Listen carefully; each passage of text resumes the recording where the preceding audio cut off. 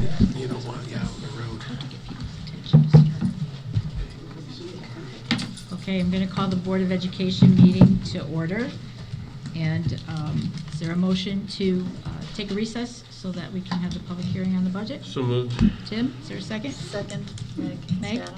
All in favor? Okay, we'll recess our meeting and resume after the presentation of the budget.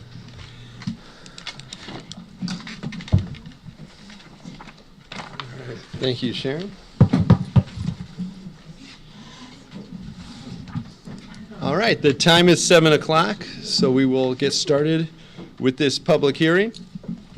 I just want to point out before we begin that a legal notice for tonight's public hearing was published, and I just want to read notices hereby given that there will be a public hearing on the proposed budget for 2022-2023 to be held by the Board of Selectmen pursuant to Section 1201.3 of the Town Portland Charter at the following place and time, Tuesday, March 15th, 2022, 7 p.m., Portland High School, Library Media Center, 95 High Street, Portland, Connecticut, in person with public access through Zoom, and the subject being general government, Board of Education budget, and all other special revenue funds. At this hearing, any resident or taxpayer may be heard concerning the proposed budget. Copies of the proposed budget are available for inspection in the town clerk's office, public library, and online at portlandct.org, dated this first day of March 2022. That's Ryan J. Curley, First Selectman. So I just want to first off by saying welcome everyone and thank you all for coming out tonight. It's great to see, I know we have members of the Board of Selectmen here. Thank you to the Board of Education for being here as well. Town staff as well as members from the public, so thank you all. And those online via Zoom as well. So we can move to our next slide. So tonight's agenda, briefly I'm going to review and update on where we are with the current year. And then we'll move on to the general town government proposal, followed by Dr. Britton, our superintendent. He could not be with us tonight, but he is joining us via a pre-recorded video, so he will be doing that. And then we'll have public comments. I do have a couple that were emailed to me previously, so I will read those at that time. So with that, we can get moving. So I just want to highlight some of the things that have been accomplished over the past year. Now, obviously, I'm a new First Selectman. I started in November, so there were a lot of good things going when I got here, and my goal has been to continue with all of these projects and move them forward. So last year, we completed the sidewalk phase 2 of the August 2018 bond issuance, and this was on Fairview Street as well as part of East Main Street. We completed the replacement of 1,100 feet of water main on Brownstone Avenue, and we completed drainage, paving, and curbing on Culver Lane, William Street Extension, Isinglass Hill Road, Thompson Hill Road, and Great Hill Pond Road. We also completed LED lighting upgrades at the town garage, transfer station, and company number 2 firehouse. And last year, fiscal year 2022, we issued a $1.5 million capital lease for Board of Education computer equipment and various town equipment. This capital lease included things like tablets for students, a fire tanker, grounds equipment, police SUVs, 2 police SUVs, a DPW highway excavator, a dump truck, a roll-off truck and a roll-off truck with container. The town hall parking lot was also paved through LoCIP funding. A review of water and sewer systems is currently underway, utilizing a grant from DPH. We are now in the final stages of selecting a firm that will guide us through the process of finding our own water source. That is our goal. And remediation of 248 Brownstone Avenue is making progress.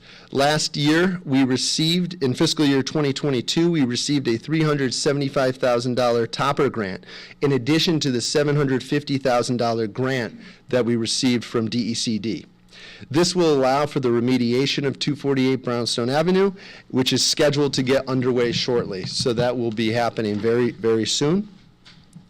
Other projects that have been ongoing in the town is the Airline Trail, continuing the exploration of expansion opportunities. We want to extend from what we have so far, and we're continuing to work on that.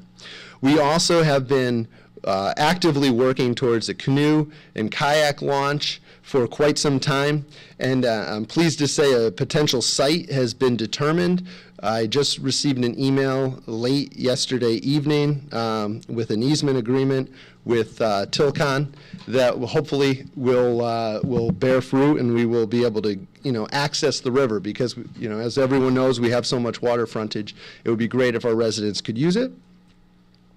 And we also have been looking into potential energy savings with solar panels to be added to the Brownstone Intermediate School in the near future. And also, I know I've spoken to this at length, but I'm very determined to replace the track at the Portland High School. I wanted to touch base on this a little bit because it's not in this year's budget. And the reason why it's not in the budget is because in creating this budget, I really wanted to replace the track without additional taxes or incurring debt. So we're in the process of reviewing alternative solutions, and I believe that we have a solution for this, and that hopefully we will have some more good news to share with you shortly on that.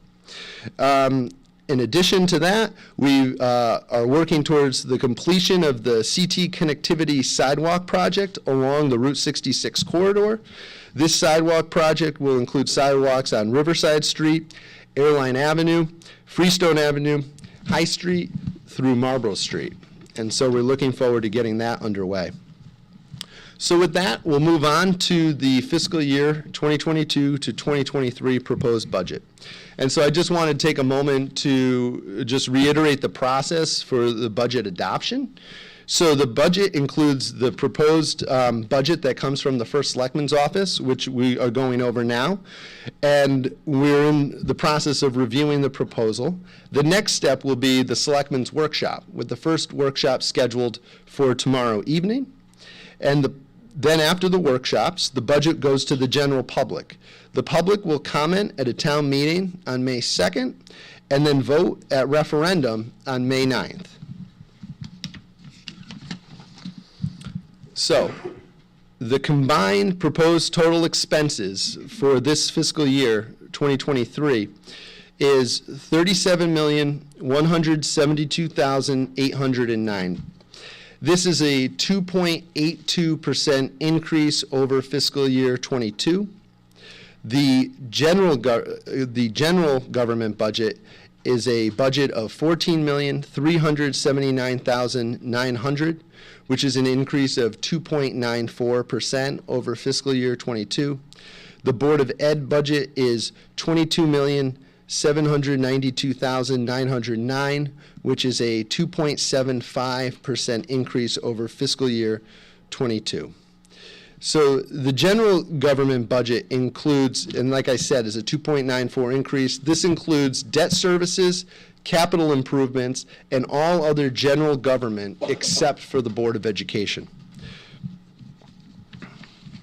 So next slide. So I wanted to talk briefly over the past 5 years, and I'd also, like to take this time to thank former First Selectwoman Susan Bransfield for all her work during her tenure as First Selectwoman. So I just wanted to show where we are at, or where we have been at with our budgeted expenditures over the last 5 years. So you'll see in 2019 we had a 1.16% increase, and these are actual numbers. In 2020, we had a 1.59% increase. In 2021, we had a 1.7% increase. In fiscal year 2022, we had a 2.57% increase. And in 2023, my proposal is a 2.82% increase. So as you'll see, over the past 5 years, this combines for a 9.84 increase over 5 years, which is a 1.97 increase on average over 5 years. So I think we've been careful. We try to be as careful as we can spending any taxpayer money, and any time we can keep expenses as low as possible is a good thing, and that's what we've been trying to do. So if we can move forward, I will show you the general government breakdown as well as the Board of Education breakdown. So in 2019, the general government had a 3% increase. In 2020, there was a 0.31% increase. In 2021, there was a 0.81% increase. In 2022, there was a 3.41% increase, budgeted increase, and in 2023, you see the 2.94 increase that I have proposed. And that is a 10.47 over the 5 years, which is just over 2%. So the Board of Education back in 2019 had a 0% increase that year. In 2020, there was a 2.42% increase. In 2021, there was a 2.26% increase. In 2022, there was a 2.05% increase. And then you'll see this year, fiscal year 2023, the proposal of 2.75, which adds up to 9.48%, which is slightly less than the 2% for the Board of Education. And now 2022 included expenditures. I do want to point out that there was a new capital lease last year, which I mentioned, which is partially why you see the 3.41% last year. So general government expenditures by function, I wanted to take the next moment to talk about how each department or each function of the town government is broken out by and what their increases are this year. So you'll see general administration this year, which is the Board of Selectmen, the First Selectman, ethics, elections, assessor, tax collector, and et cetera, is a 2.4% increase. Public safety is a 5.58% increase. And I would just want to say part of that is the police accountability law, which has provided us with increased expenses. Public Works has a 2.91% increase proposed. And the planning development has a 25.51% increase. This increase is large due to the need for an economic development coordinator, which was not included in last year's budget. So we added an economic development coordinator to this year's position, as well as we made the town planner position a 40-hour-a-week position, which had previously been a 35-hour-a-week position. And Health and Human Services is up 0.73%.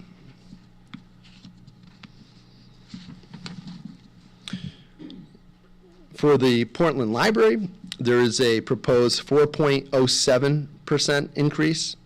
For employee fringe benefits, there is a 4.07 increase as well. For liability insurance, there is a 12.13% increase, which is due to increased expenses for insurance purposes. And debt service, we were pleased to say, went down to 15.2% last year. This is due to one bond from 2012 that has partially fallen off. So we were able to find some savings there. However, one of my goals with this year's budget, and one of the things that I really want was a priority for me when working with our finance director, Tom Robinson, this year was capital improvements. And so I do want to take a moment just to thank the Long Range Capital Improvement Commission for all of their work. I know they worked very hard meeting with the different department heads and submitting to the First Selectman's office and the Board of Selectmen their recommendations for capital improvements. And so There is $334,000 worth of capital improvements that is funded in my proposed budget through the general fund. So that's where that's partially where you see this 37.01% in transfers, and the additional expenses with that, Parks and Recreation had an additional amount this year transferred in from the general fund, as did Youth Services, increased from the general fund as well. So in regards to capital items, I wanted to talk, as I just mentioned, there's the general fund funded capital items, there's LoCIP funded capital items, and then there's items that were funded through water and sewer. We did no lease this year, so that is not something that the town considered in this fiscal year. So on the next page, I broke down what the capital items are that I've proposed. And this was a very difficult list because the town has great need in capital improvements, and so I know, like I said, Long Range Capital did a lot of work, and the finance director and myself did a lot of work in trying to get as much capital items in, but at the same time not spending as much as not spending too much. So the Board of Education has a system-wide food service equipment proposed for $12,000. There's the Building Department, Planning Department has a grant match leverage of $12,500. The Fire Department has Hearst tool replacement of $18,000. The Fire Department also has an SCBA compressor for $85,000 proposed. There are $8,500 for library security cameras. There is a police-equipped SUV with computer for $47,500. The Department of Public Works and Building Maintenance has HVAC upgrades for $10,000. The Department of Public Works and Highway has a fuel pump and reader monitoring system for $55,000. Department of Public Works and Highway has a pickup truck for snowplows, of $8,500. And Department of Public Works Highway has vehicle maintenance, air compressor with sandblast unit of $8,000. Public Works Highway has a salt dispensing truck computer of $8,000. Public Works Highway has a large dump truck plow for $13,500. Townwide, their computer upgrades include backups for $22,500. There is a townwide revaluation included at $10,000, and townwide SCADA telemetry and computers for $15,000. And that makes up the $334,000 that I was mentioned earlier. And I also want to point out that through LoCIP funding, there's an additional $25,000 in this year's proposed budget allocated to the Parks and Rec Department, as well as $37,595 of LoCIP funding allocated for carpeting improvements in the staff area of the library, as well as Town Hall. So I wanted to show you a comparison of the year-to-year allocation of funding for every $100 that is spent in the town of Portland. So if you go to the next slide. So you see in 2023, for administration and finance, for every $100, $4.13 is spent on administration and finance, which is a slight decrease from fiscal year 2022.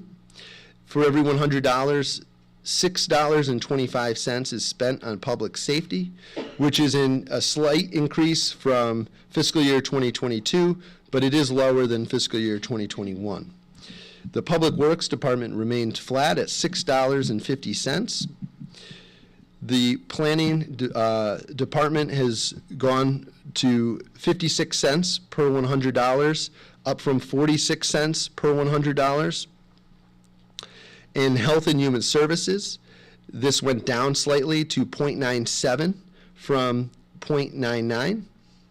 The library went up slightly to 2.09 from 2.07. Employee fringe benefits went up $9.03 from $8.94. And risk management went up 0.61 from 0.56. So all in all, the total general operating budget here is $30.13 for every $100 that is spent on taxes. So I wanted to move on and show you debt service. As I mentioned earlier, debt service is down this year. So we went from $6.34 per $100 to $5.22 this year. Transfers are up, as I mentioned, through the capital improvements, to 3.26 from 2.53. And then the total general government is $38.61, which is down slightly from fiscal year 2022, which was $38.64. And as you see, the Board of Ed budget is just up just a little bit to $61.39 out of $100 spent from $61.36 last year. However, they were higher in 2021, so that is good there. And then I want to move on and talk about revenues that we have coming into the town of Portland. So state revenues were up $63,904 more than fiscal year 2022. We are estimated to receive $4,597,950 in state revenue. This is primarily coming in the form of education cost sharing, which I'm sure the Board of Ed knows all about, and proposed fees for the town of Portland. These are fees for town services. This is $1,312,301, which is a $46,946 decrease from fiscal year 2022. The primary reason for the decrease is that last year, if you remember, we sold town property. We sold the old firehouse on Main Street. So we don't have any budgeted town property sales in this budget. However, this was slightly offset due to estimated conveyance tax being higher this year due to increased home sales, as well as a slight increase to rental property this year. So we're hoping to recoup some money there. Proposed investment income remains to be a sore spot in our budget, primarily due to low interest rates currently. The total investment income budgeted for fiscal year 2023 is $16,500, which is an $11,000 decrease from fiscal year 2022. So we'll have to monitor that as interest rates may slowly be on the rise, but that is what we have budgeted for this year. So moving on to proposed taxes for fiscal year 2023. The budget that I have proposed is a 1.09 mill rate increase, which is the previous mill rate. So I will get to the reevaluation in a moment, but I do want to highlight that the mill rate is going down because of our revaluation. However, if you were to compare last year's mill rate with the proposed mill rate, it would be a 1.09 mill rate increase, which is $1,028,622 in new revenue. And I just want to take a moment to note that this budget does not reflect the governor's proposal of putting a mill rate cap of 29 on motor vehicles. It is in our opinion too early to know if this will pass or not, but it certainly will have budget implications if it does pass. So that will have to be closely monitored by the Board of Selectmen in their budget workshops.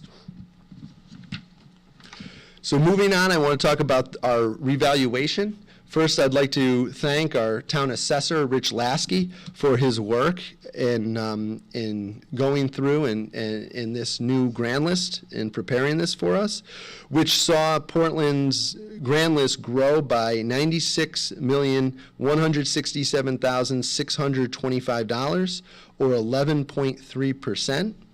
This gives us a total grand list of $943,690,270.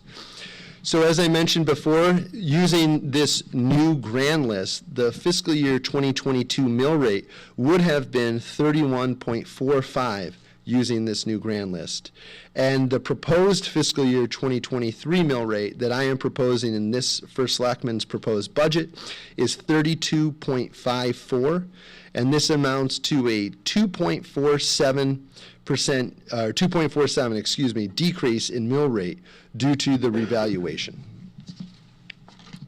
And I just wanted to highlight that our revaluation came in very, very strong for all three items that are assessed.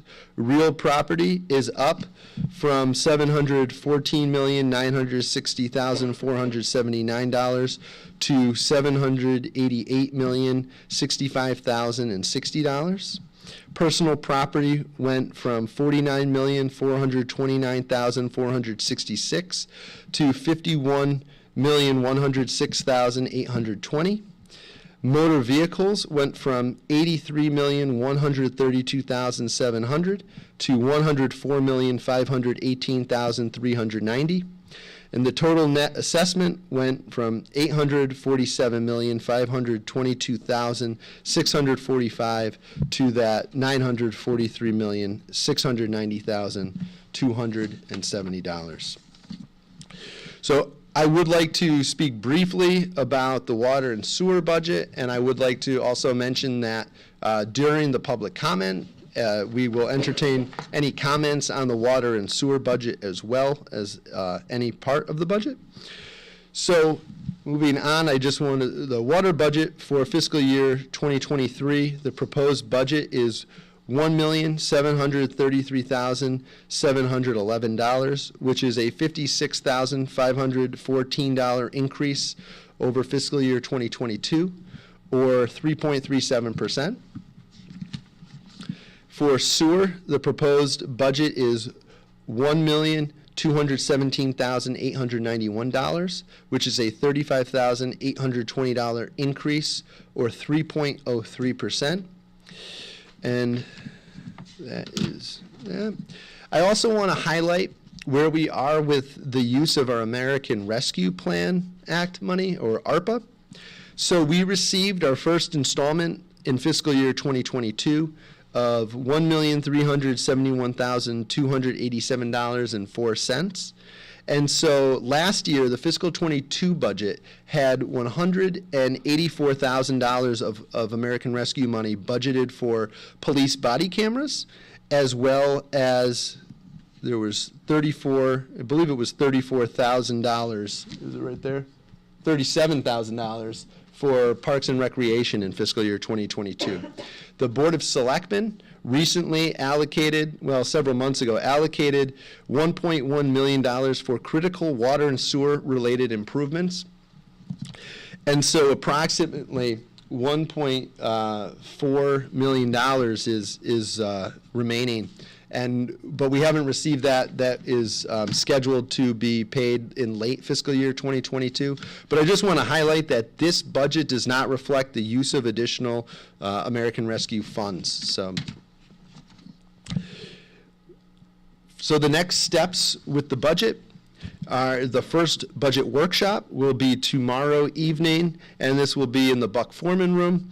And we will be moving on with budget workshops on March 16th, the 22nd, as well as March 23rd, with deliberations on March 29th and 30th, with the Board of Selectmen scheduled to approve the budget by April 6th.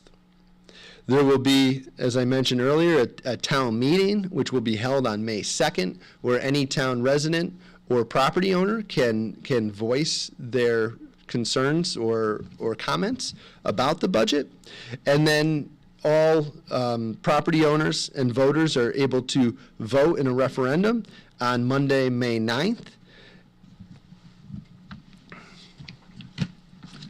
And Thank you. That ends my portion. And then next up, I think one more slide, is Superintendent Charles Britton, who I believe is joining us via a video. So I just want to thank you all for your time, and I look forward. And as I mentioned, after the superintendent, we will have public comment, and then we will adjourn.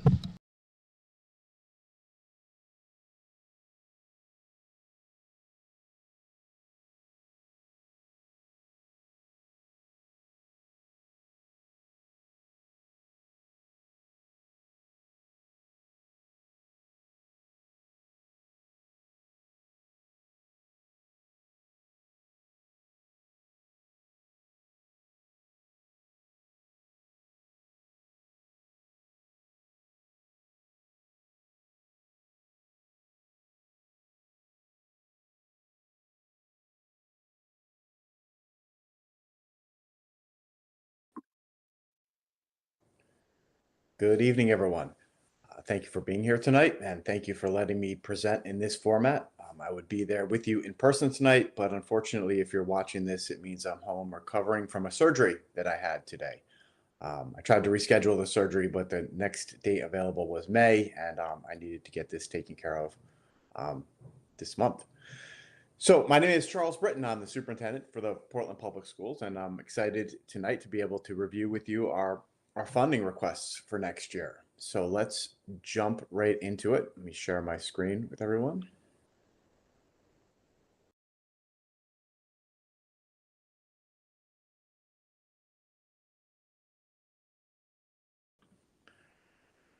All right, so as we considered our funding requests for this year, we started out with this idea that's outlined in this quote here, that we believe the budget that you're going to hear tonight is not simply a collection of numbers, but it really reflects the values and aspirations of the district. So every nickel in next year's budget is aligned in a meaningful way to the goals that we set for the Portland Public Schools this year. I suppose the logical question would be is why would we align next year's budget to this year's goals? And the answer to that is that I think that this year's goals, which you see here, largely are going to be continued into next year. I think that this year's goals may continue for several years to come. Certainly some of our initiatives and approaches to achieving the goals will evolve and change over time. But I think I speak for the faculty, staff, leadership team, and Board of Education when I say that the goals that we crafted this year have us pointed in the right direction, responding to current and emerging challenges in the district. And I think they have our priorities set appropriately.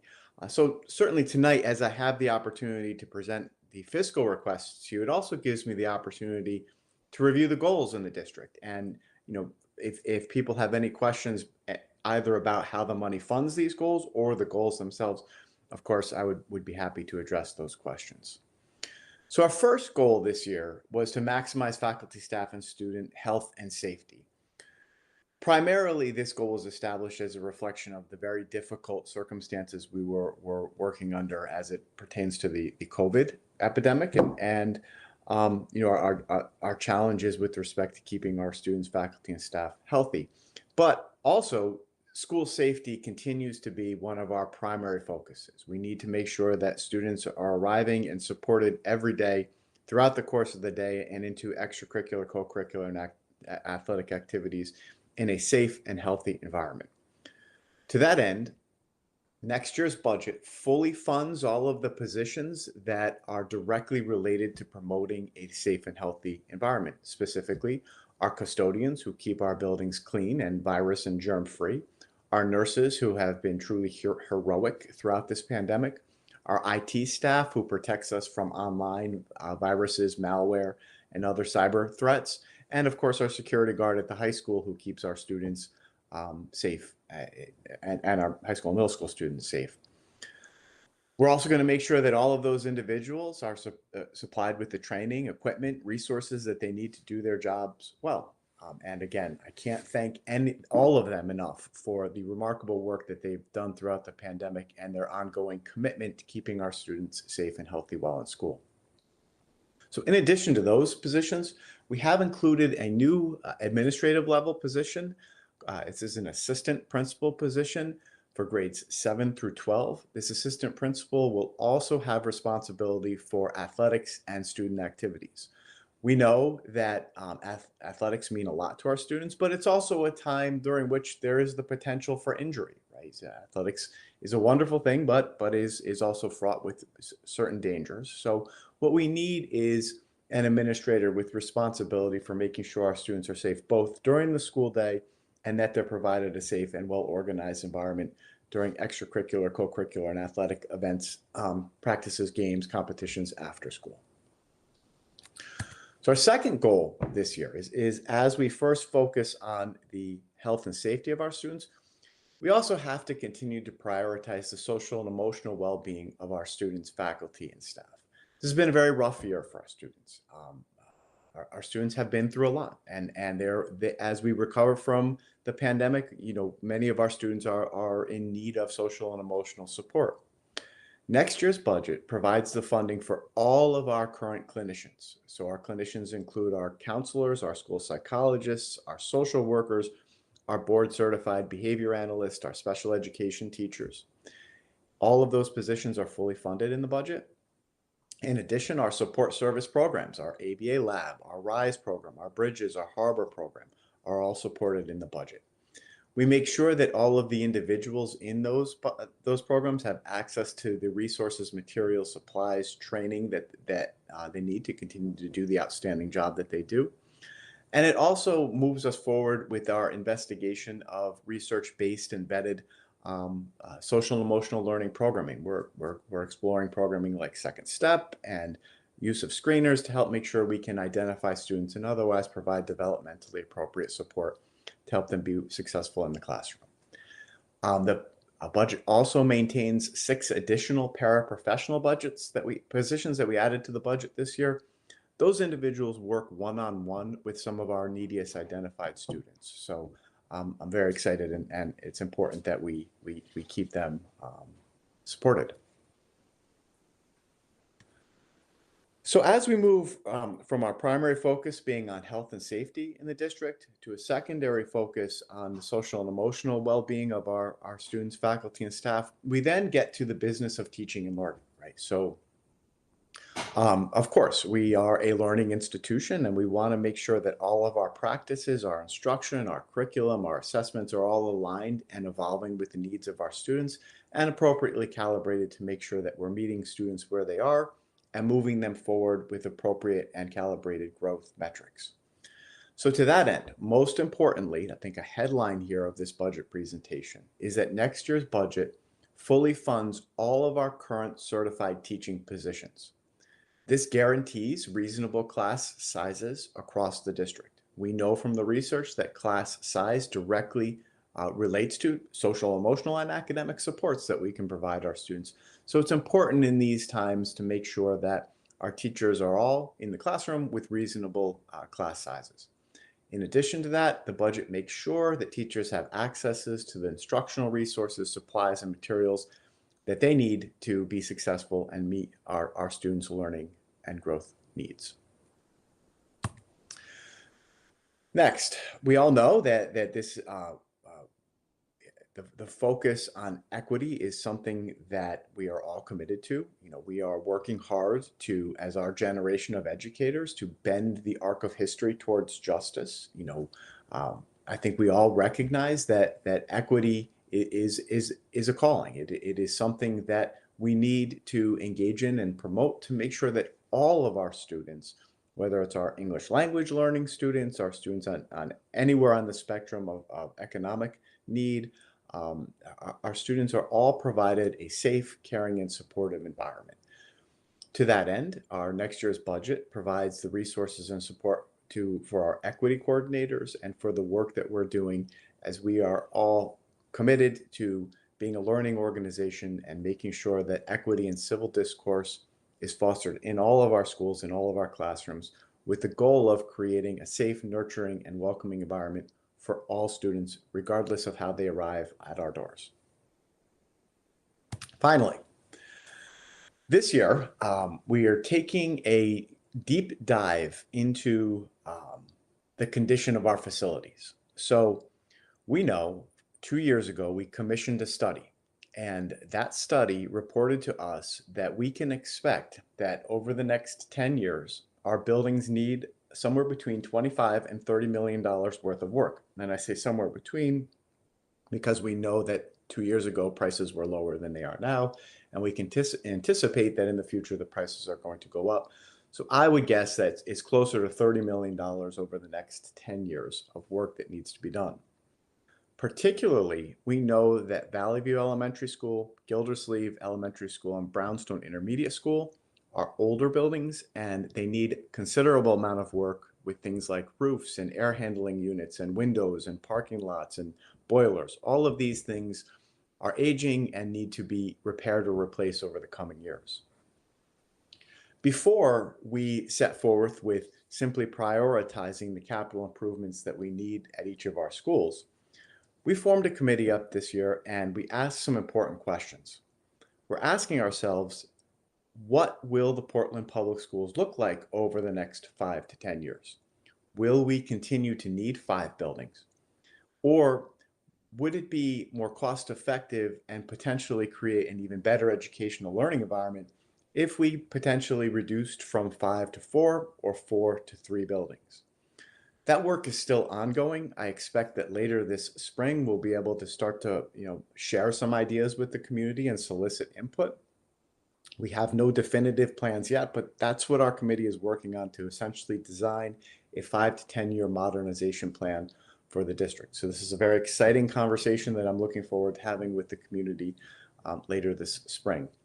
In the meantime, we know next year we will continue to operate 5 buildings. We will continue to run Valley View, Brownstone, Gildersleeve, the high school, and the middle school. Next year's budget does provide the funding that we need to continue to keep those buildings in good repair and otherwise in a state suitable to provide academic services to our students. So this is our request. We are asking for $22,792,909. This is a 2.75% increase over the current year's educational expenses. What I give you here is a 4-year look back at the percent increases over time. And you can see that 2.75 is right around where we've been over the past 4 years. I would say this, I am aware, and I think we all are aware, that prices are going up. Inflation is real, and certainly gas prices and oil prices and natural gas are very much in the forefront of our mind. And the human toll and suffering that's happening in Eastern Europe is unfathomable on so many levels, but it is having, of course, direct economic consequences for all of us. I am concerned, and I'm aware of what we might be looking at, particularly as we head into next winter in terms of costs. But I'm confident that right now, 2.75 is where we need to be to get us started and heading in the right direction. But also, we're going to be very careful and need to be watching how inflation is going to be affecting us over the coming year.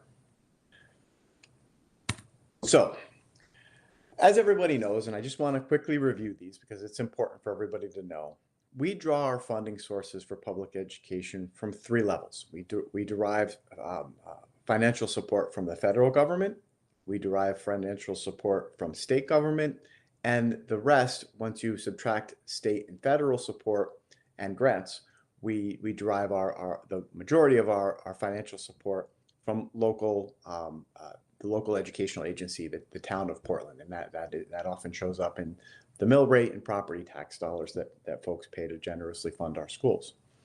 So I give you here kind of a look at what the funding sources, what the revenue sources are for the district.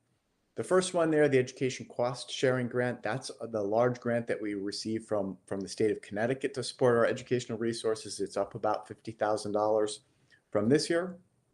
The next several grants here, the excess costs, and then the Individuals with Disabilities in Education Grant. That's where we receive money from the federal government primarily to support our special education programming. The Title I, Title II, Title III, Title IV grant, again, those are grants that we get from the federal government, and we write the grants to support a whole bunch of positions and things that support teaching and learning throughout the district. We receive about $500,000 from the state to supplement and support educational services for 61 students who attend Portland Public Schools and reside in Hartford. We have, you know, the support, the Open Choice Support Grant there. That's a supplemental grant that, again, we receive through our participation in Open Choice. The Oak Hill, we rent some classrooms at Brownstone to Oak Hill, and that's the amount we derive from the rental. We have some Medicaid reimbursements that we receive, and we're projecting that amount for next year. So here, ESS ER 2-3 connectivity grant. I'm going to talk about those in greater detail separately. I want to make sure everybody's aware of that. The ESS ER 2-3 and the connectivity grant, those are the funds that we received as part of the pandemic recovery from the federal government. So we received 3 rounds of grant funding from the federal government, essentially ESSER 1, which is called the CARES Act, ESSER 2, and ESSER 3. The first one, ESSER 2, and a big chunk, the majority of ESSER 2, have already been spent. We spent that last year primarily and partially this year, as we did a lot of things last year to recover from the pandemic, including purchasing many masks and building desks and cleaning equipment and running our online school and programming. We had to make a lot of changes last year to get us through the pandemic. That's how we spent a lot of that money. What you see here is the money that we have remaining, and I'm going to loop back to that before the end of this presentation, talk to everybody about the money that we have left and how I'm recommending we allocate it at this time. Connectivity Grant 1 and 2, this is a grant that our very talented Director of Curriculum Instruction and Technology wrote for us, and that is going to help us buy another round of Chromebooks for next year, which I'm very excited. We're going to make sure that all of our students have an up-to-date new Chromebook that is under warranty. The SIG grant, this is what our very talented elementary school Gildersleeve principal wrote. He secured us $350,000 to provide remediation and supplemental support for our students at Gildersleeve.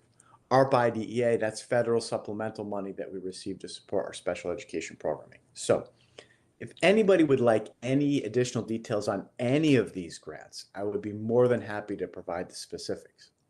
If you add up all of these numbers and subtract that number from the $22,792,000, you then get a look at what we're asking from the local educational agency, what we're asking from the town of Portland for next year. So all of these grant amounts added up, subtracted from the $22,792,000, that's what we're asking property taxpayers in Portland to help us in order to run our educational programs next year. 2 quick things on the side. So next year, we have not brought forward any capital improvement requests for any of our schools. The reason for that is because we're allowing our facility study committee to do its work and bring forward some recommendations about what a 5 to 10 year modernization plan for our schools might look like. We don't want to get ahead of that process or preempt that process. Certainly, there are no lack of capital improvements that our buildings need.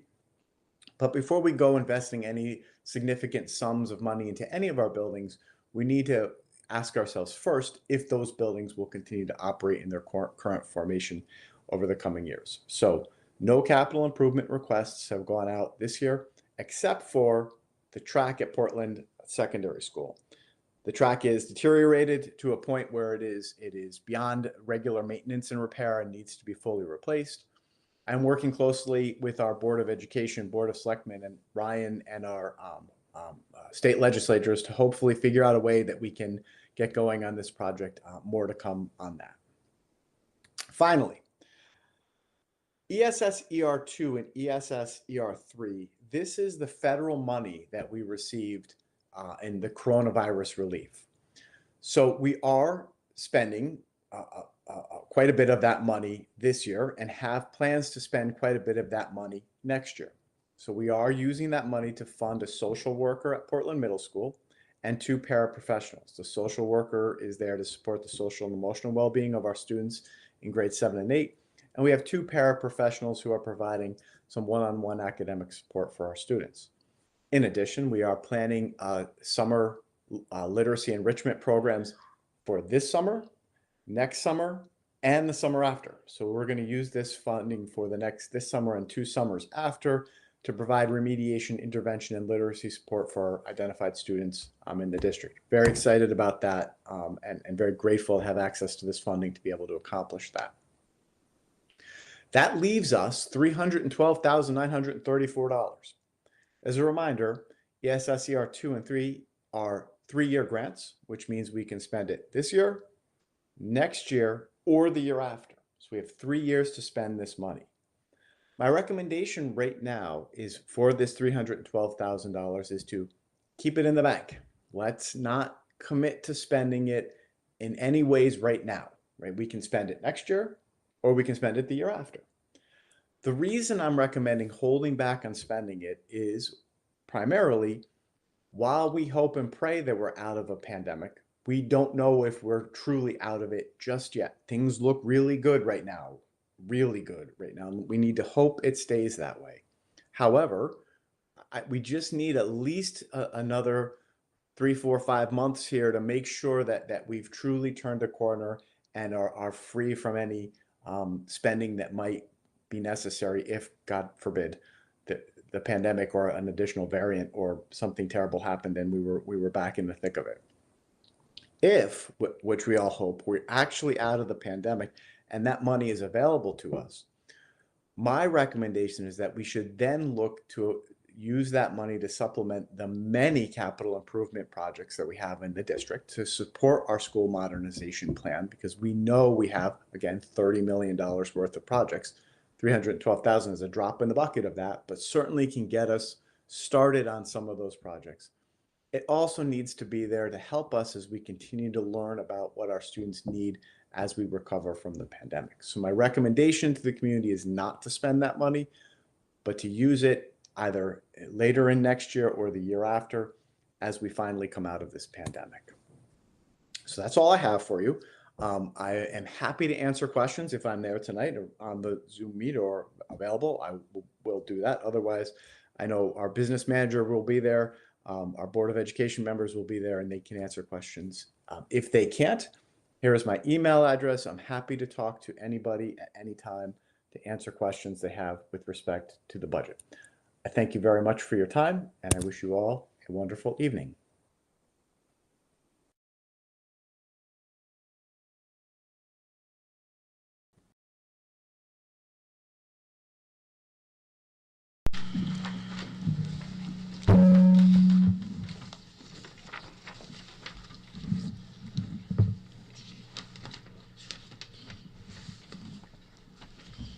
All right. So the next item on tonight's agenda is public comment. As I mentioned, I do have 2 letters that were sent to me that I've been asked to read into tonight's record. So the first is from Nicole Rumpf from East Main Street, and this is in support of the Portland Library. Nicole writes, Brian, in my recent completion of an end-of-the-year summary for the library's story time, I decided to share my thoughts on how valuable their services had been to my family and the early childhood community. Our family has utilized the Portland Library's services at least on a weekly basis. I am raising 2 voracious readers, age 3 twins, and also a newborn. I strongly believe it is in part to the services of the library. Their events and story time have been so important to our family, particularly during this pandemic. They have been a safe community option to provide stimulation, social interaction, and education to my young children. Please consider the value of the library's community programming provides when reviewing your budget for the upcoming year. Thank you, Nicole Rumpf, East Main Street. The next letter I received is from Declan Kelly, who is a current 5th grader and friend of the Portland Library.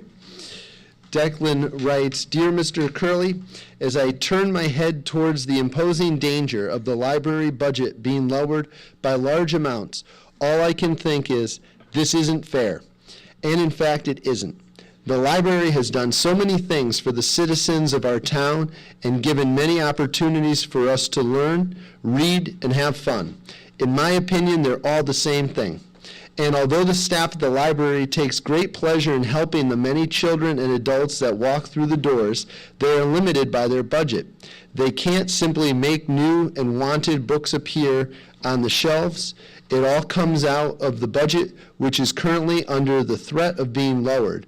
And it is the amount of smiles the librarians love will drop. If it is, the amount of smiles the librarians love will drop because all their fun activities and events revolve around that budget, and it cannot be cut. From Declan Kelly, current fifth grader. And thank you, Declan. I do want to point out that my proposed budget does have a 4.07% increase in the library budget as well. And so with that, we'll open comments to the public. If you would like to make a public comment, please come up and state your name and address. And you can come up, and then we'll do online comments as well after. Okay?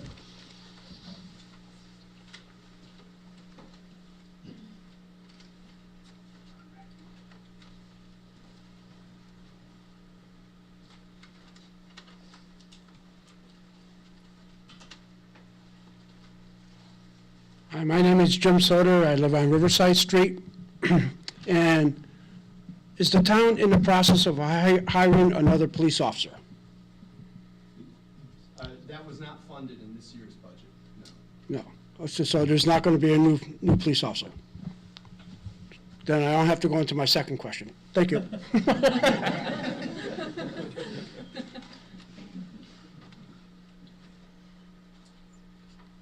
other comments from the audience? Is there any comments on the chat?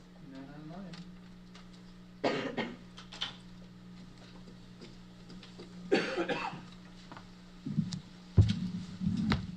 Seeing no more, going once, going twice. All right. Seeing no more public comments, we can close the public hearing at 7:56 p.m. So thank you all for coming. And again, tomorrow night begins our budget workshop at the Buck Foreman Room. Thank you.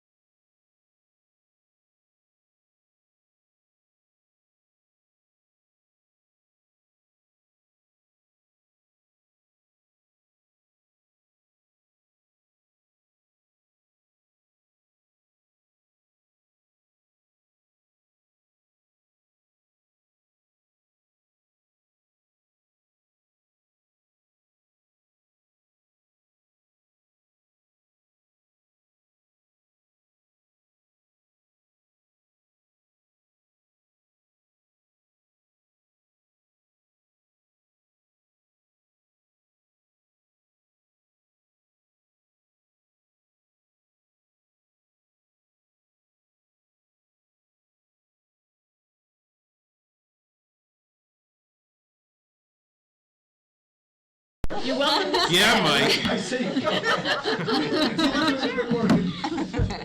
Yeah, you don't have to leave. Yes, I did. I love this thing. Gets people's attention, that's for I sure. think they recorded it. It was on Zoom. I didn't realize it was on Zoom. Okay, Yeah, so they got are it. we ready to go, Dylan? Okay, I'm gonna call the meeting back to order. And, Do we need a motion to resume? Yes. sure, I'll make a motion to resume the meeting at 8:03. Second that. all right, all in favor? All right, we'll start with the Pledge of Allegiance. Stacy, you wanna lead us in that? Pledge allegiance to the flag of the United States of America and to the republic for which it stands, one nation, under God, indivisible, with liberty and justice for all. Thank you. Is there a motion to approve the agenda? I'll move we approve the agenda. Lauren, is there a second? I'll second. Stacy, all in favor? Aye. Okay, it's unanimous. Is there a motion to approve the consent agenda? I'll make a move. motion to approve the consent agenda. Meg? Tim, second? Sure. Any Before conversation? we get a little conversation, just two mistakes in the minutes. Under number 4, approval of consent agenda. It was me that corrected the minutes from February 22nd, not Stacy. And then at the end, under number 11, committee reports. At the bottom there, number 4, the Equity and Inclusion Coalition. That also is me and not Stacy. I'm actually wondering, if maybe our recording secretary could sit facing us. I think it would be easier for her to take notes if she could see who was talking. Any other corrections? Is there a motion to approve? I'll make a motion to approve the consent agenda as amended. Is there a second? Second. All in favor? Aye. Okay, audience of citizens, is there anyone who'd like to address the board at this point? No. No? Thank you. Don't believe we have anything for our school spotlight this evening. Student representative reports, do we have either of our reps today? I feel like it's easier. That would be commendable if they stayed through the Okay, whole- well, I'm sure we'll get a nice update at our next meeting from them. Do have glasses.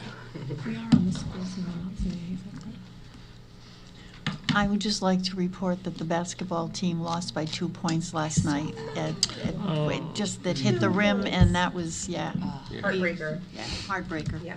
But they did well. They got to the finals, so. Wow. Communication and updates, I understand we have a recorded, sorry Dylan, we have a recorded message from Superintendent. Unfortunate pause moment. The thumbnail. So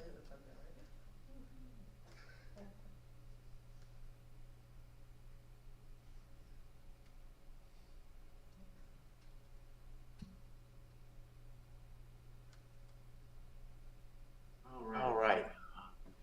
Hello. So hopefully you're not seeing this video, because if you're not seeing this video, it either means A, I'm there with you in person, or B, I am able to join you by Zoom tonight. But if you're watching this video, it means that I am home recovering from a surgery that I had today, assuming today is March 15th, because I'm recording this on March 14th.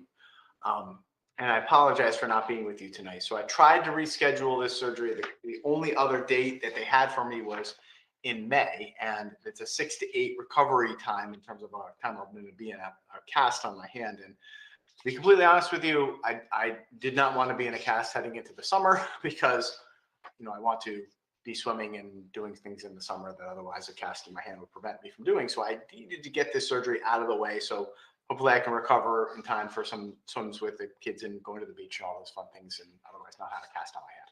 So in any event, you're watching this video. I shared it with Dylan and Stephanie, and otherwise I assume we're at the part of the agenda where we're at the superintendent's report. So I will be giving you my report in the video. And, at that point, if there's any follow-up questions that you have, you know how to get in touch with me, call me, email me, text me, and I would be happy to answer any questions. So a couple of things I want to go over with you is first retirement. So Patty Toller, our administrative assistant at Gildersleeve. Oh, Patty, we're going to miss you. Has decided that she, after a long career with us, she is going to retire. So I wish Patty all the best of luck. She has been a wonderful administrative assistant. I had a conversation with her last week. She's retiring for all of the right reasons. She is one of those people that deserves a long, healthy, and restful retirement. I wish her all the best of luck. And we look forward to celebrating with her this spring. Good luck, Patty. Patty, you're retiring. That's wonderful for you. I'm jealous. And maybe 5-10 more years, I'll be right behind you. Couple of resignations. So Eric Judas, our school security guard, has resigned. I wish Eric well and success in his future career endeavors. I know he's going out to pursue other things. So I wish Eric well. Also, Charlene Callahan has resigned. So Charlene was on leave this year. She was our ESL teacher. She took a year off for maternity. She has decided to extend that by resigning and then, that later be pursuing other employment. So I wish her well, and we will accept her resignation. All right, a couple of other updates for you, brief ones here. COVID update, really quick. I am very, very, very pleased to tell you that since we returned to school from February break, and since obviously we've been out from under the mask requirements, we've had 0 positive cases of COVID reported in any of our buildings. Now, remember, I'm recording this on Monday, March 14th. So if I had any reports this afternoon or tomorrow before the board meeting, I would let you know. But as of Monday, March 14th at 1 p.m., no new COVID cases reported in any of our schools. That's a wonderful thing. That matches what I have from Russ, which is the 2-week update of COVID cases. It's amazing. You see the graph here just drop off incredibly, almost down to 0. Russ is reporting dramatic decreases in COVID across the Chatham Health District, including Portland. We are now at an average daily rate of 6.9 cases per 100,000. So it's not 0, but it is absolutely at the heading way down here, just like we saw last year. So good news is COVID is not in our schools right now. And let's hope it stays that way. A couple of other quick ones. So I'm recording this Monday. Our basketball team is playing Monday night. I hope you're hearing this and hearing me say, congratulations, Highlanders basketball team, boys basketball team, and they're now moving on to the state tournament. If they lost Monday night, I wish them well. Congratulations to the basketball team and all of our teams on a successful season. It's been a great year of winter athletics, and we're looking forward to seeing spring get underway. So hopefully you're hearing this and somebody can update the board on how well the basketball team did in the state tournament Monday night. Also, don't forget this week, Friday, Saturday, Sunday, Little Mermaid, come on out and see that. It's just so nice to be back to normal and have the lights, camera, actions, the stage back alive. Wonderful that we will have the Little Mermaid. All of our elementary schools are planning a trip up. Valley View, Gildersleeve, and Brownstone, I believe, coming up to see the Little Mermaid during the school day. I heard the administrators organizing that the other day. So very exciting to have Disney here in Portland. Finally, I will share it with the board and I will share it with the community today. I recorded a podcast last week, just kind of updating everybody on where we are with respect to COVID and in general, sort of overview of how things are going in the district. I have all positive things to report. So that podcast is going out. In addition to that podcast, I'm going to link to a video I recorded. So you're probably listening to this after you just heard me talk for 20 minutes presenting the budget at the budget hearing tonight. I'll let anybody know that, the podcast is available to them. The video is available to them. And then if anybody has any questions about how we are doing in the district or otherwise questions related to our budget proposals, people are welcome to give me a call or an email. I give every email I get a personal response. Every phone call I get will get a call back from me. I want to make sure everybody has every bit of information they need as they ultimately are going to make some informed decisions when the vote comes. Finally, again, I'm recording this Monday. Tonight, a very important facility study committee is meeting. I believe Meg and Dave are, I'm assuming they're watching this, can give you an update on that, but we're making progress. Fryer will be reporting out tonight on their analysis of our building and how well things are going. So that's all I have for you. Thank you for letting me present like this. Hopefully I'm doing this in person and not via video, but if not, I appreciate you giving me the time to recover from my surgery, and otherwise I'll be with you at our next meeting, and I'm available to you if you have any questions, or feel free to send me an email or a text. All right, back to your meeting. Looks like you're probably on to Director of Curriculum, Instruction, and Technology right now. Have a wonderful evening. Okay, and he's right. Next we have the Director of Curriculum, Instruction, and Technology, who I believe I saw, there he is. Hi, Eric. You're being unmuted. Good evening, everyone. I've got a short update for you tonight. I think this is the first in a couple of meetings that I haven't been presenting by video, so nice to join you in person again. So I want to start by updating the Board of Education on our recent full district professional development days for teachers, which occurred on February 23rd and March 11th. I led both of these days, the morning programming on both days. And we used it as an introduction to our teachers of the work we are starting towards building a system of mastery-based teaching and learning. As a reminder, Board of Education Goal 3 for this year was to utilize our experiences from the pandemic to strengthen curricular instruction and assessment practices across Portland Public Schools.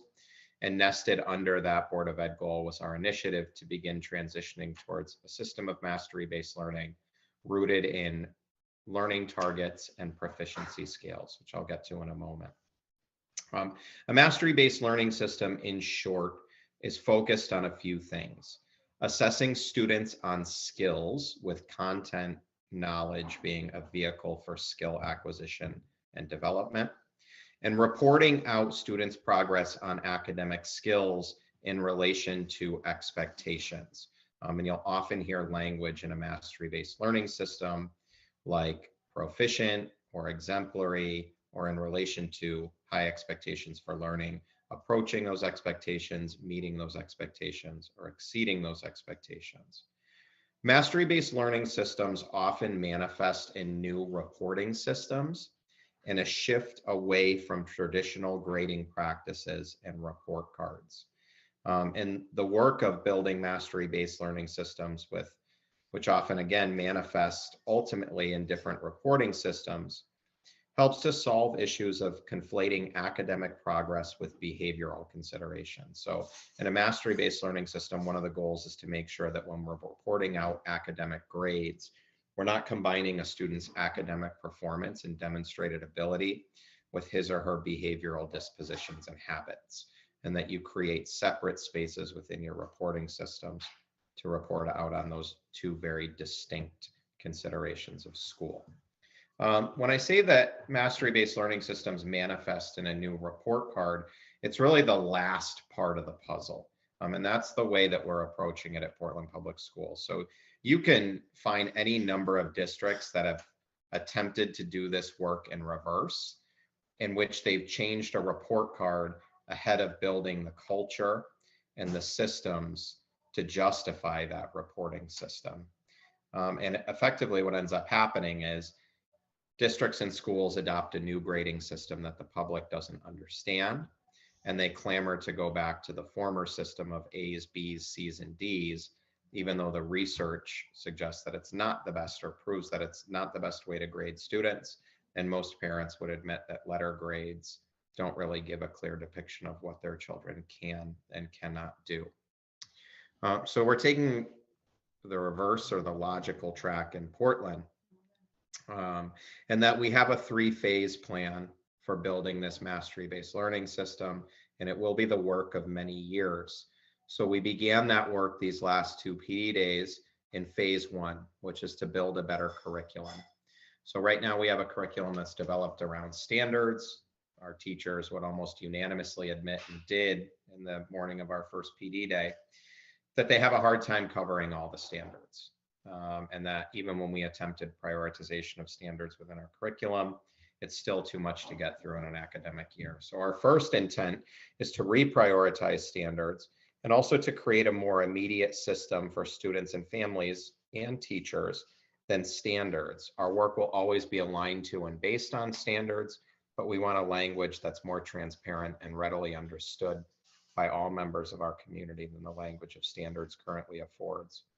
And so we use learning targets. Learning targets are I can statements. Instead of saying the student will be able to, or coldly expressing a skill at the heart of a standard, we use the language of I can to put the student at the center of learning. And we use learning targets as a means of translating standards again into a shared language for students, families, and our teaching staff. So that's the work we're engaged in phase one. We introduced our teachers to the concept of curriculum-based learning targets and proficiency scales, or what you might consider a skill ladder, which effectively takes a learning target and breaks it into various levels of achievement, again, relative to ideas of approaching, meeting, or exceeding expectations. Phase two of this work to come, once we've built the curricular structures, will be to build a better instructional culture. And when I say better, I'm simply conveying the sentiment of continuous improvement. How do we then teach and learn into a system based on learning targets and proficiency scales? And then once we've built the curriculum, we've built an instructional culture that matches that curriculum, we're well positioned to build a better reporting system. And again, I would remind the Board of Education that a reporting system or a report card, the job of a report card is to report out on the curriculum and the instruction that occurs within our district.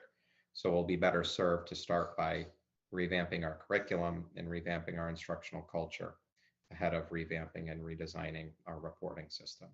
We're taking this work strategically in these phases. I told our teachers during these PD days, and I would tell the board now, that these phases don't operate start to finish independent of one another. So we're not going to build the curriculum in its entirety before we attend to the instructional culture. A lot of this work will happen simultaneously or in overlapping ways. And of course, we'll begin to consider consequences, positive consequences and repercussions of a better curriculum and instructional culture on our reporting system, and how that creates opportunities even in advance of the adoption of a new report card per se, to begin communicating student progress in improved fashions. Just a couple other benefits of a mastery-based learning system. When we separate out behavioral dispositions from a student's academic performance, we allow for really meaningful integration of our vision of a graduate. So we have an exceptional vision of a graduate. We've developed that into a set of behavioral dispositions that, again, we're eager to report out on separate from students' academic progress, so that we don't conflate a student's demonstrated academic ability with his or her way of behaviorally being. And we teach to both, right? We teach to academics and we teach to behavior. A mastery-based learning system creates, when it's done well and it's done with the appropriate levels of education for staff, for students, for families, and for our community, greater clarity and transparency around grades for students and families, so that it reduces some of the subjectivity and inconsistency with which traditional grades are associated. This work comes out of conclusive research in the field. Marzano, Lynn Sherratt, Connie Moss, and Susan Brookhart are a few of the key names that drive the research to which our work adheres. And this work importantly builds on what we call UBD, or Understanding by Design, an approach that was researched and developed by Grant Wiggins and Jay McTighe. And Understanding by Design is the foundation upon which our current curriculum has been built. So it's an improvement of our current system. It's not a tear down and rebuild.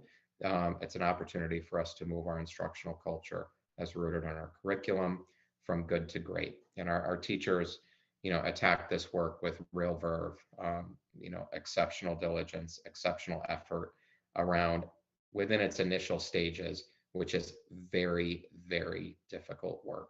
So I'm exceptionally proud of the work that we accomplished over these first couple of PD days, moving in this direction. And I'm really excited for the future of this work and for the future of Portland Public Schools. And I do want the board to know that I'm looking for a time to present this work more formally to the Board of Education, to show you examples of learning targets and proficiency scales, and to discuss with you how this represents potential for and promise for brighter futures at Portland Public Schools. That was a lot about mastery learning, so I'm happy to stop there. I just have a couple other short updates beyond this, if there's any questions relative to that work. We already have report cards in Valley View, Gildersleeve, and I believe Brownstone that were piloted, and then the prototype was used in the other 2 elementary schools, separating academics from behavior. Does that change what we're doing at those schools right now, or is this building on it at the middle school and the high school? It doesn't change it in the short term, and those are model report cards in the sense that you describe, Meg, where they do separate out academics from behavior. To be critical of those report cards, and it has proven within our community, they effectively list out standards, and then students are assigned marks relative to their meeting expectations of those standards. The issue with a standards-driven report card is that standards are not written for students and families. They're written for educators.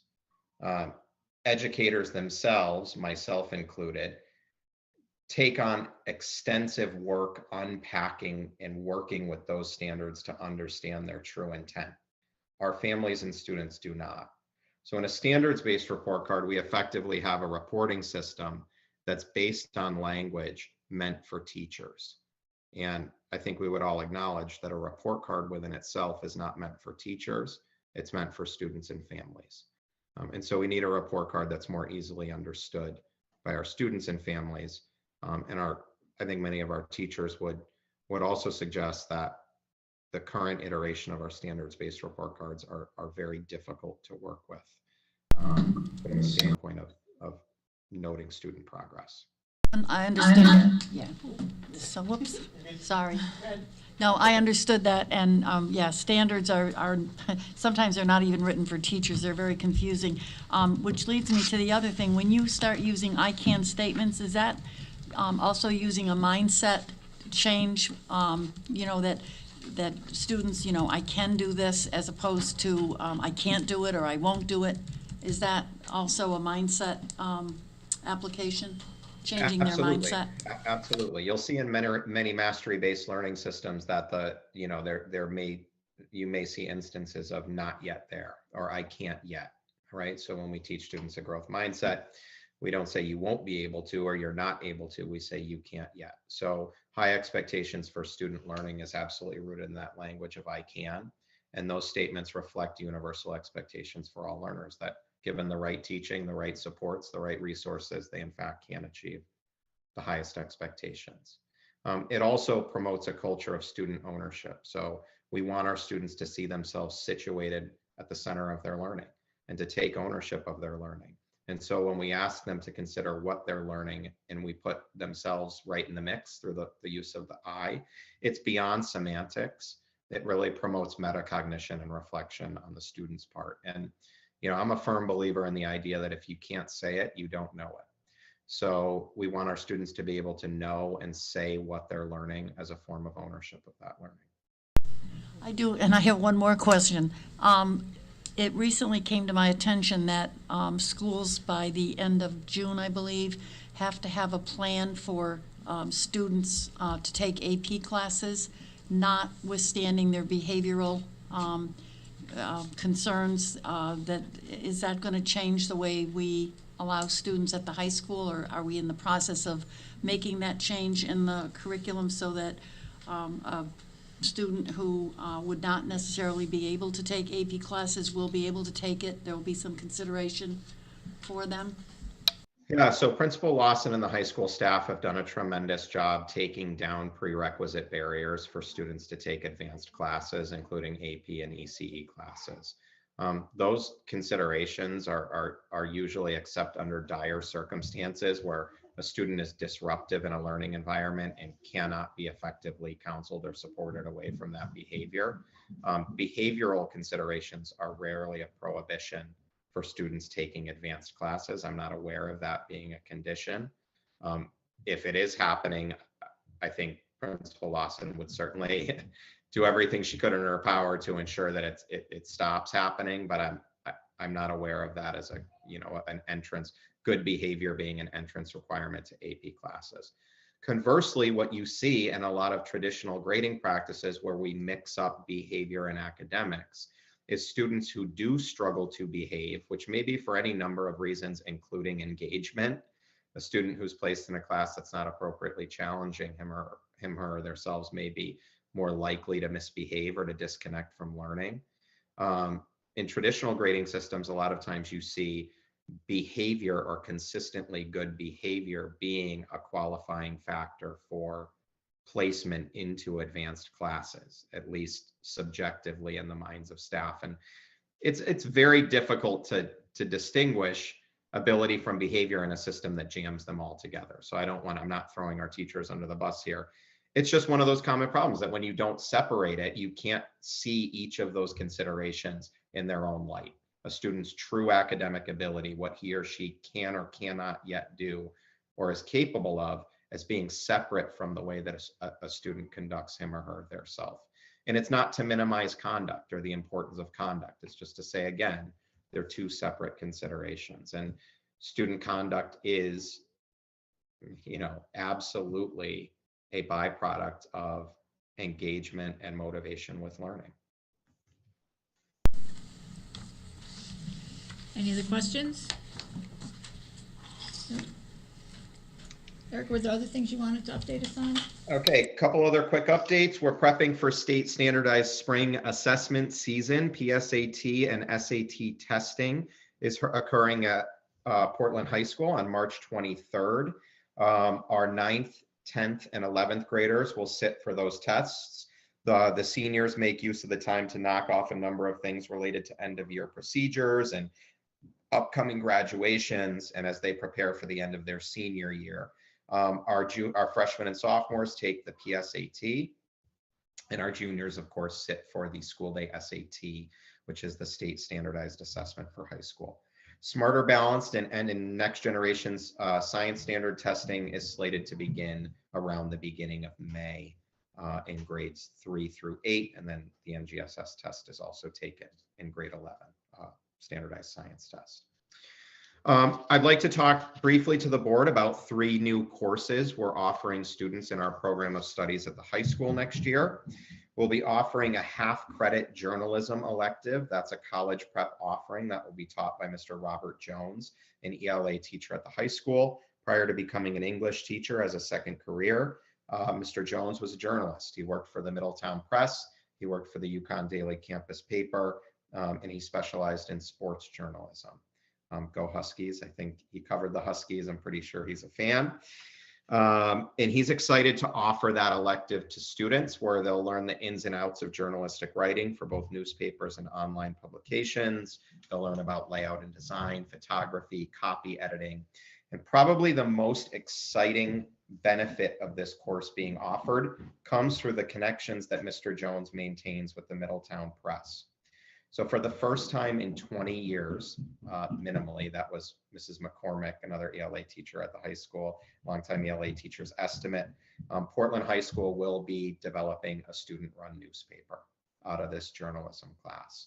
And Mr. Jones has worked with the Middletown Press, and that it is very likely that the Portland High School student-generated newspaper will be published directly within the River East. Using their printing presses, and it will go out to all members of the community as part and parcel of our journalism elective. The second course we are offering is a little bit different in structure. Ms. Lawson has implemented, with the help of her high school staff, a flex period this year that I know the board has been made aware of and made familiar with.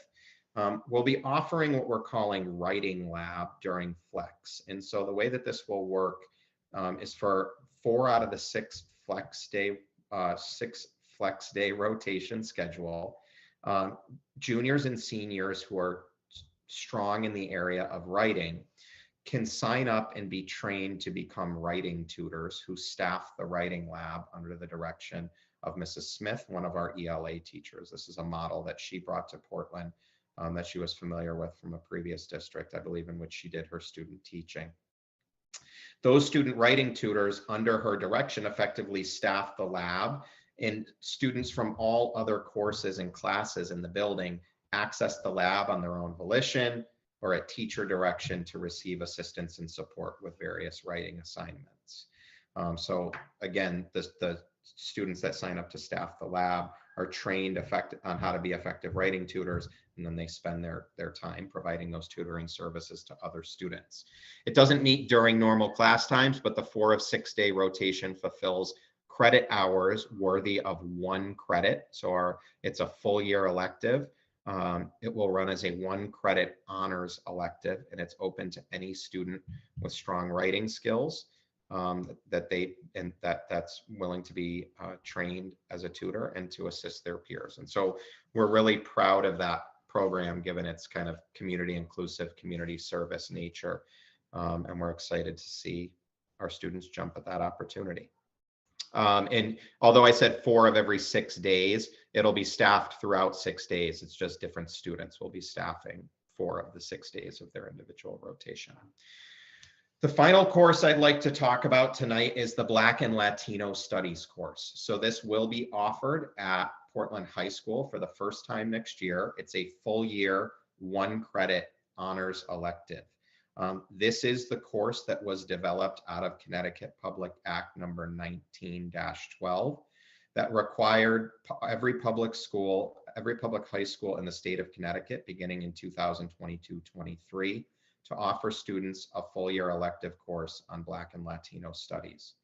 The state of Connecticut felt so strongly about this legislation that they did something they've never done before. They convened professors from state universities, teachers and administrators from districts around the state to produce the state's first ever model curriculum.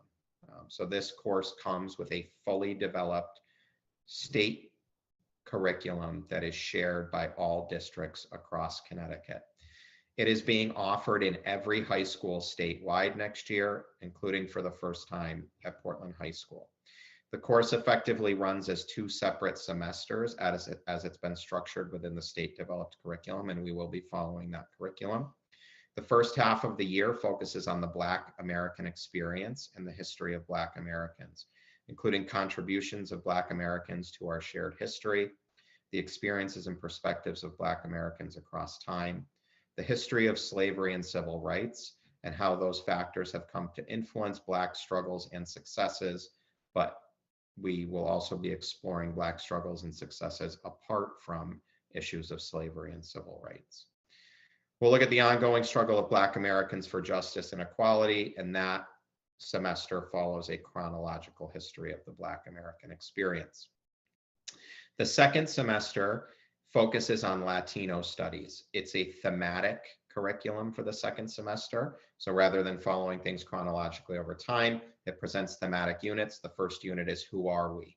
So asking the question, who are Latinos in the context of slavery, immigration, colonialism, but also given notions that Hispanic, Latino, these are terms that are applied to populations that cover a large span of the globe, and that within the Latino or Latinx population are people who represent every shade of skin color on the planet. So how do we begin to make sense of that reality to answer the question, who are Latinos, or what do we mean when we're talking about Latinos? Who are we talking about? The history of Latino struggles and successes, Latino civil rights issues, intersection of Latinos and Black Americans will be covered, as will the history and status of Puerto Rico as an American territory that contributes to our democracy.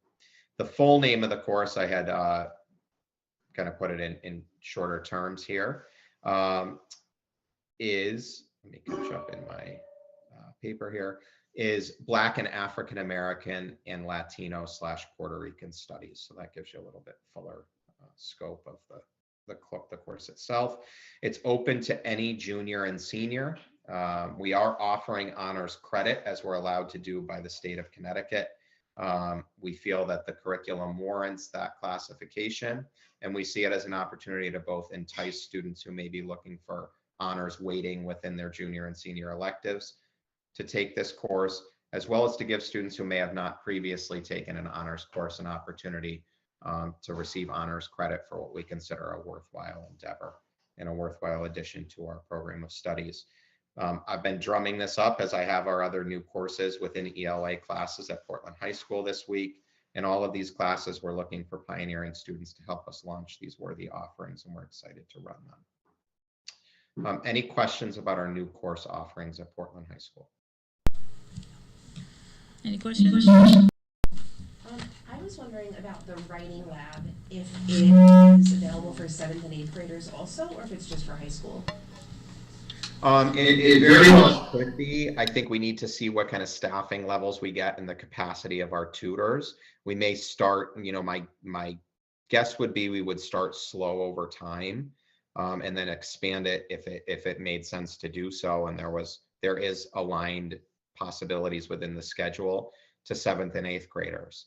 Another possibility is that we develop a companion program at the middle school and begin to train some of our middle school students to be writing tutors, that they may then be effectively able to serve the high school writing lab when they move over to the other side of the hallway. And in terms of starting small, we're offering it immediately to juniors and seniors, but it is something that we may ultimately even expand over time to 9th and 10th graders that may be able to serve as writing tutors. Any other questions? Okay, thank you very much. Thank you, and I just want to finally plug Little Mermaid, which is happening this weekend. This is a real moment, a long time coming for our students, for our music staff, for our teacher volunteers. I hope to see everyone there. Tickets are available on the Portland Public Schools website. From what I understand, there's a good number of tickets left. It's good, affordable family fun. I'll be bringing my 2 kids on Friday night. I hope to see some of you there, and best of luck to our student actors, to our faculty volunteers, to our incredible staff. Can't wait to see it. Thank you. Thank you. Okay, we'll move on to new business. We have ED 099, Healthy Food Certification. Charles did include some information about the National School Lunch Program. These are motions that we consider and pass every year. The first one is actually it's just one motion, 2 options. The first page at the bottom. I have the language in front of me. Do you want me to jump in Sure. and do it? Sure. All right. I would recommend to the full board that the Portland School District approve the following considerations as outlined in the SDE Operational Memorandum, February 15th, 2022, requiring each local Board of Education or governing authority for all Connecticut public school districts participating in the National School Lunch Program to take action annually to certify whether all food items sold to students separately from reimbursable meals will or will not meet the Connecticut nutrition standards. Consideration number 1, healthy food option. Pursuant to CGS 10-215F, the Portland Board of Education certifies that all food items offered for sale to students in the schools under its jurisdiction and not exempt from the Connecticut nutritional standards published by the Connecticut State Department of Education will comply with the Connecticut nutrition standards during the period of July 1, 2022 through June 30th, 2023. This certification shall include all food offered for sale to students separately from reimbursable meals at all times and from all sources, including but not limited to school stores, vending machines, school cafeterias, culinary programs, and any fundraising activities on school premises sponsored by the school or non-school organizations and groups. Do we need to pause there and vote on that before we go on to the second one? We do. So you Well, make the I motion, think I'll it's an second the either- motion? No, it's I both. thought it was It's you have to an- do it's- both. Oh, it is both. It's both. We've- It's both. Well, Okay, well, there's a motion on the floor. Is there a second? I'll second. Lauren? Okay. All right, Lauren.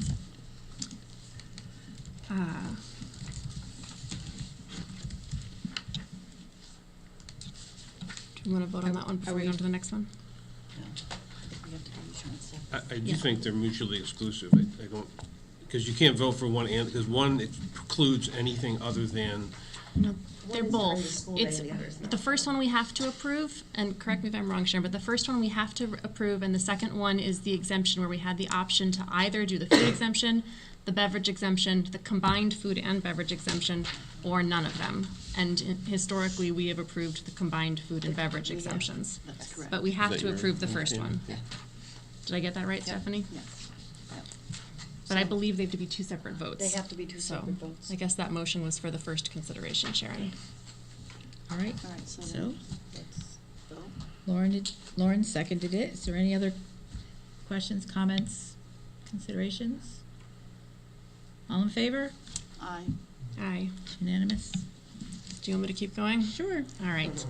I don't think I need to make the whole first statement again, correct? No. I'm going to Just make the continue motion. my recommendation. For consideration number 2, combined food and beverage exemptions. The Portland Board of Education will allow the sale to students of food items that do not meet the Connecticut nutrition standards and beverages not listed in section 10-221Q of the Connecticut General Statutes, provided that the following conditions are met. 1, the sale is in connection with an event occurring after the end of the regular school day or on the weekend. 2, the sale is at the location of the event. And 3, the food and beverage items are not sold from a vending machine or school store. An event is an occurrence that involves more than just a regularly scheduled practice, meeting, or extracurricular activity. For example, soccer games, school plays, and interscholastic debates are events, but soccer practices, play rehearsals, and debate team meetings are not. The regular school day is the period from midnight before to 30 minutes after the end of the official school day. Location means where the event is being held and must be the same place as the food and beverage sales. I'll second that. Okay. Meg, any discussion? All in favor? Aye. Okay, that's unanimous. Thank you, Laurel, for reading. You're welcome. I don't believe there's any old business before the board, so we'll move on to committee reports. Curriculum. Stacy, do you want to report, or Lauren? We actually, the meeting got postponed, so we have the next meeting on, I think it's on the 30th.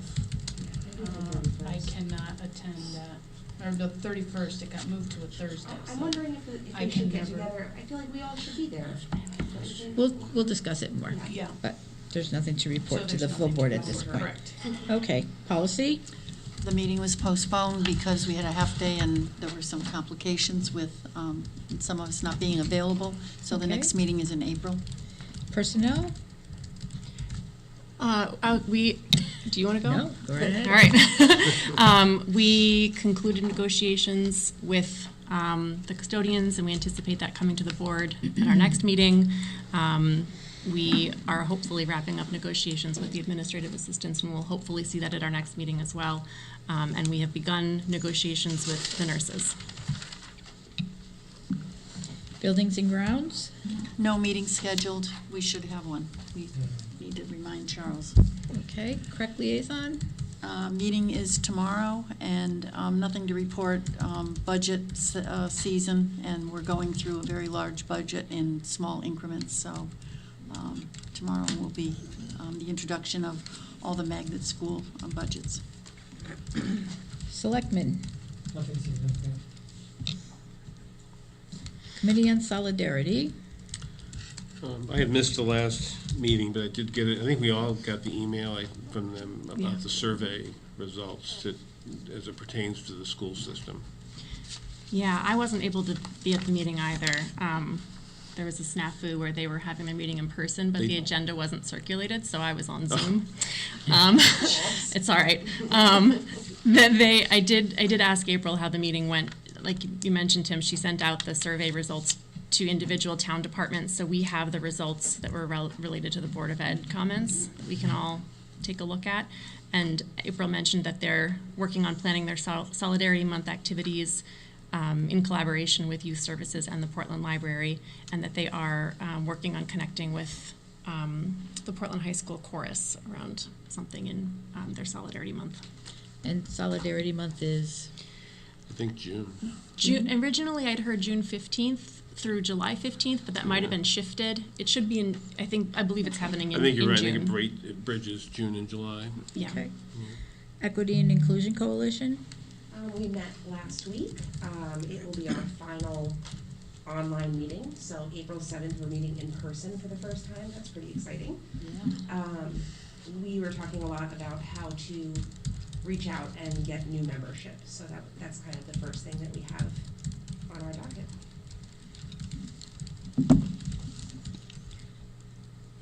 Okay. School Facilities Study Committee. We had our meeting last night, and we're now getting into the meat of the study component. We have Fryer met with us. They've come up with some options, and we're not taking anything off the table at this point. So 5 schools, 4 schools, 3 schools, 2 schools, and they did the facility study review of sight lines, and they added to it.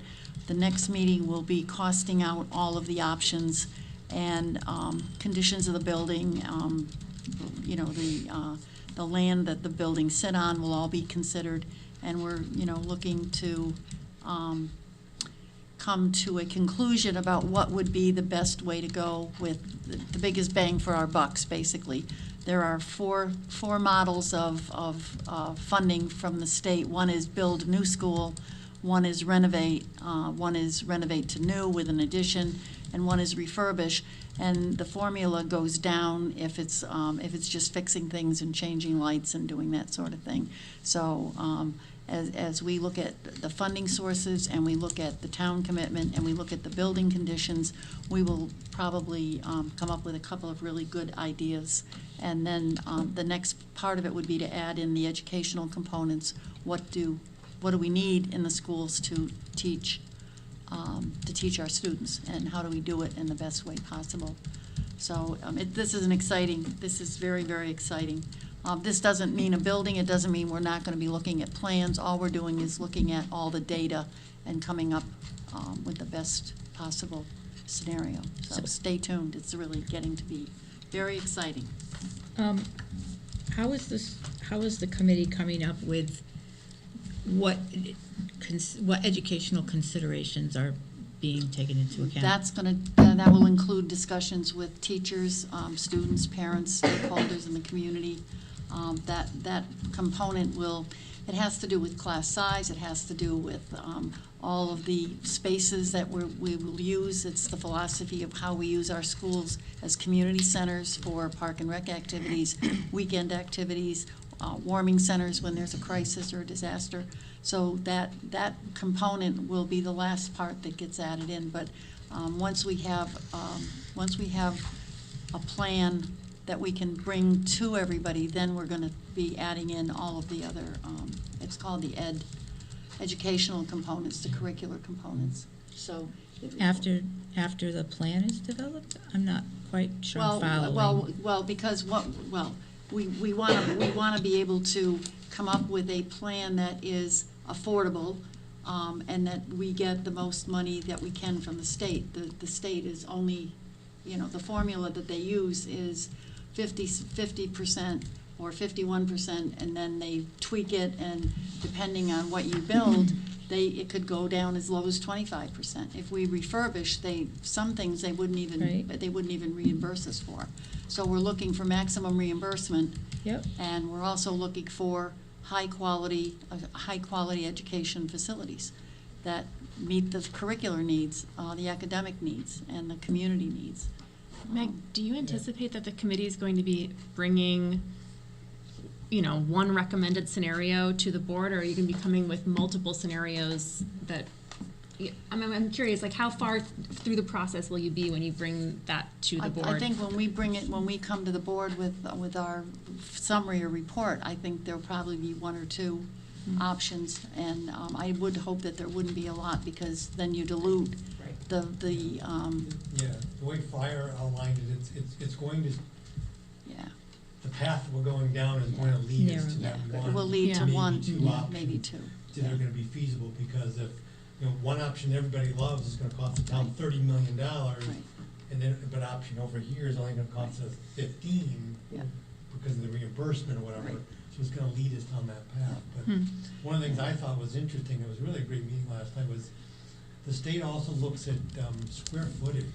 Yeah. So in other words, they say they allow you so much per student or square footage, and then whatever you build into that building, if you don't have it within that acceptable range, you get dinged more money. And it's based on students, it's based on, so they Like, took, he had a great graph where you had Yeah. the circle of the square footage of the building and the Yeah. circle inside of what we Yeah. utilize. Like this high school has 203,000 square feet. We only only allowable is 93,000. Yeah. Yeah, they presented that a little bit at the Right. joint meeting Yeah. that we had. Yeah, so. Huge lobbies don't do us any good. well, and So the- they talked about that, Right. hallways, lobbies, you Oh, know, yeah. libraries, gymnasiums, a lot of the things We've got that, huge that we spaces. want, you know, we could build it, we could build whatever we want, but whether or not the state will pay for it, they don't like 12-foot, they don't like brownstones wide, corridors, you know, they're too wide. Yeah, so You if know, you there's build a wasted school space, yeah. This size, you gotta Yeah. say, okay, it's gonna have these many students in Yeah. it, so that you're at that 90% Yeah. utilization type of thing. You can't just say, I wanna build a big school, and I'm not gonna move students from other grades there. You've gotta have a plan, Yeah, which yeah. is part of this process. Yeah, so. it is. Interesting. I'm thankful that Fryer is the architect, because they really are, they are looking at every nook and cranny and every little bit.